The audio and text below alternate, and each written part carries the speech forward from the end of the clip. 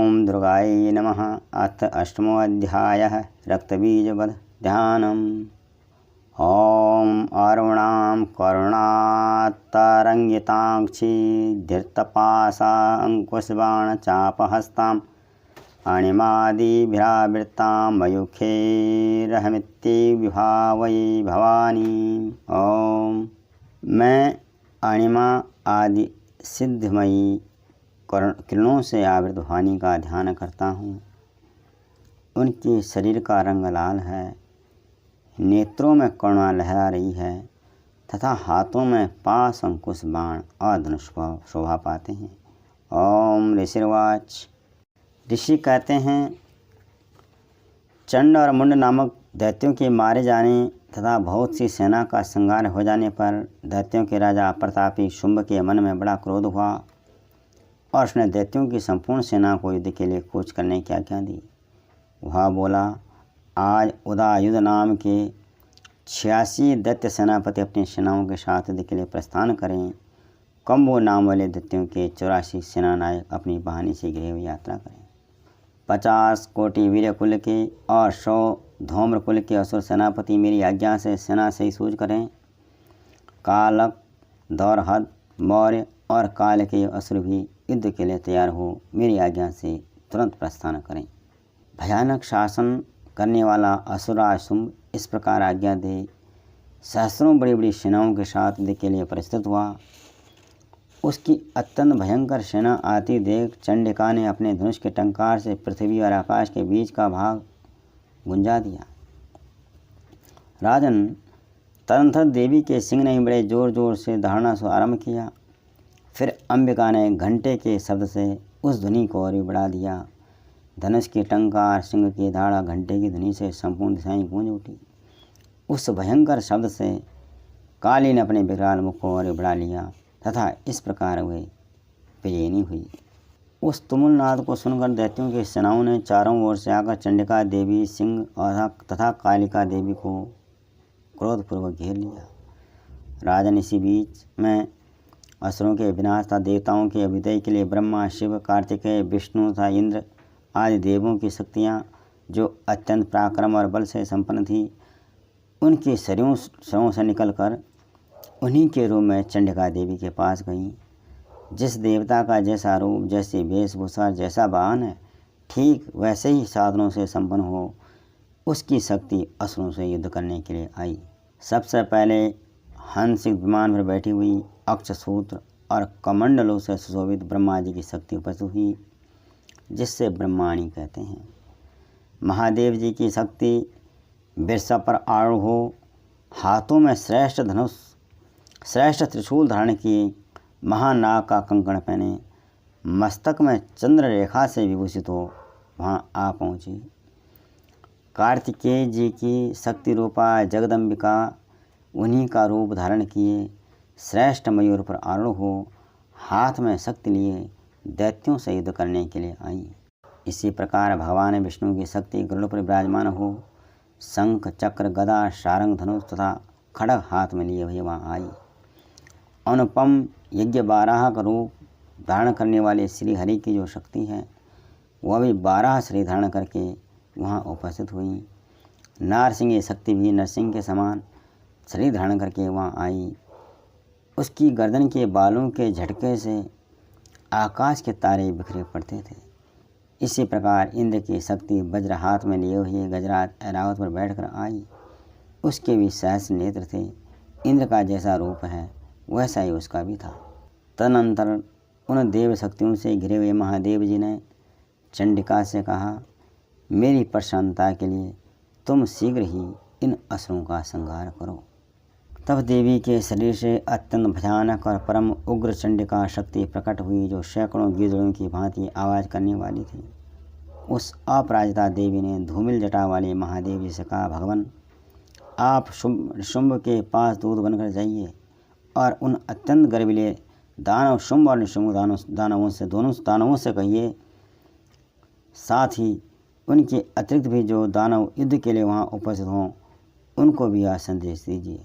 दैत्यों, यही तुम जीवित रहना चाहते हो तो पाताल को लौट जाओ, इंद्र को त्रिलोकी का राज्य मिल जाए और देवता यज्ञ भाग का उपयोग करें।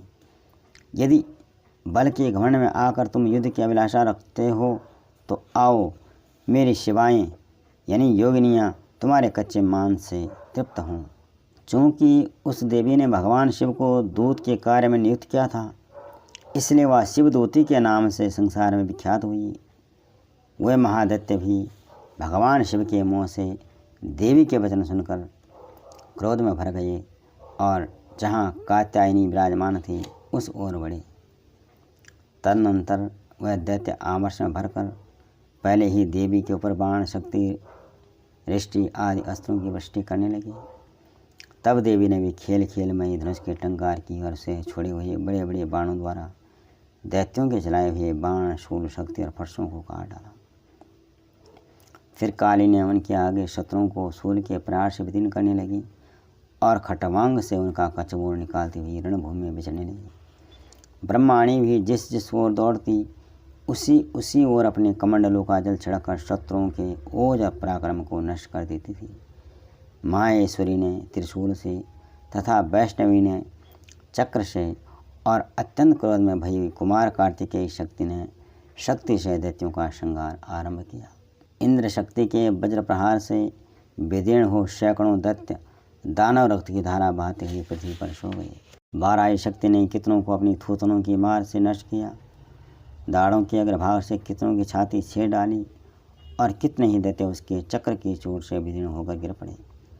नारसिंगे भी दूसरे महादैत्यों को अपने नखों से विदीर्ण करके खाती और सिंहनाद से दिशाओं में आकाश को गुंजाती हुई युद्ध क्षेत्र में विचरने लगी।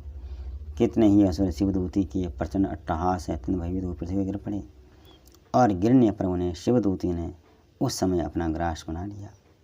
इस प्रकार क्रोध में भरे हुए मातृगणों को नाना प्रकार के उपायों से बड़े बड़े असुरों का मर्दन करते देख दैत्य सैनिक भाग खड़े हुए।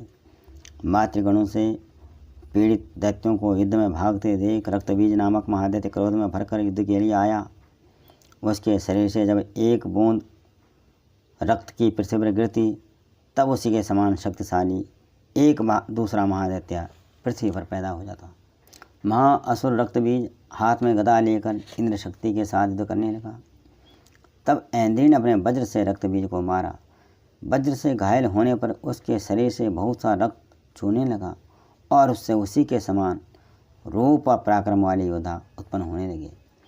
उसके शरीर से रक्त की जितने बूंदें गिरी उतने ही पुरुष उत्पन्न हो गए। वह सब रक्तबीज के समान ही वीरवान, बलवान, पराक्रमी थे। वे रक्त से उत्पन्न होने वाले पुरुष भी अत्यंत भयंकर अस्त्र शस्त्रों का प्रहार करते हुए वहाँ मातृगणों के साथ घोर युद्ध करने लगे।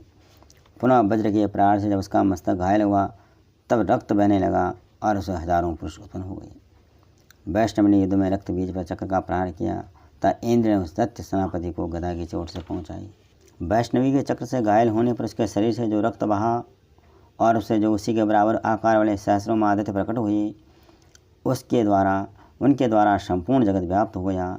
कौमारी ने शक्ति से, बाराई ने खड़ग से, माहेश ने त्रिशूल से महादैत्य रक्तबीज को घायल किया। क्रोध में भरे हुए इस महादैत्य रक्तबीज ने भी गदा से सभी मात्र शक्तियों पर पृथक प्रहार किया। शक्ति और शूल आदि से अनेक बार घायल होने पर जो उसके शरीर से रक्त की धारा पृथ्वी पर गिरी उससे भी निश्चयी सैकड़ों असुर उत्पन्न हुए। इस प्रकार उस महादैत्य के रक्त से प्रकट हुए असुरों द्वारा संपूर्ण जगत व्याप्त हो गया। इससे उन देवताओं का बड़ा भय हुआ। देवताओं को उदास देख चंडिका ने काली से शीघ्रतापूर्वक कहा, चामुंडे, तुम अपना मुख और भी फैलाओ तथा मेरे शस्त्रपात से गिरने वाले रक्त बिंदुओं और उनसे उत्पन्न होने वाले महादैत्यों को तुम अपने इस उतावले मुख से खा जाओ। इस प्रकार रक्त से उत्पन्न होने वाले महादैत्यों का भक्षण करती हुई तुम रण में विचरती रहो। ऐसा करने से उस दैत्य का सारा रक्त क्षीण हो जाने पर वह स्वयं भी नष्ट हो जाएगा। उन भयंकर दैत्यों को जब तुम खा जाओगे तब दूसरे नए दैत्य उत्पन्न नहीं हो सकेंगे। काली से यूँ कहकर चंडिका देवी ने शूल से रक्त बीज को मारा और काली ने अपने मुख से उसका रक्त ले लिया। तब उसने वहाँ चंडिका पर गदा से प्रहार किया, किंतु उस गदापात ने देवी को उतनी वेदना नहीं पहुँचाई। रक्त बीज के घायल शरीर से बहुत सा रक्त गिरा, किंतु जो ही वह गिरा त्यों ही चामुंडा ने उसे अपने मुख में ले लिया। रक्त गिरने से काली के मुख में जो महादैत्य उत्पन्न हुए उन्हें भी वह चट कर गई और उसने रक्तबीज का रक्त भी पी लिया। तदनंतर देवी ने रक्तबीज को, जिसका रक्त चामुंडा ने पी लिया था, वज्रपाण, खड्ग तथा लिष्टि आदि से मार डाला। राजन, इस प्रकार शस्त्रों के समुदाय से आहत एवं रक्तहीन हुआ महादैत्य रक्तबीज पृथ्वी पर गिर पड़ा। निरेश्वर, इससे देवताओं को अनुपम हर्ष की प्राप्ति हुई और मातृगण उन असुरों के रक्तपान के मद से उद्धत सा होकर नृत्य करने लगे। ओम। इस प्रकार श्री मार्कंडेय पुराण में सावर्णिक मनवंतर की कथा के अंतर्गत देवी महात्म्य में रक्तबीज वध नामक 8वां अध्याय पूरा हुआ।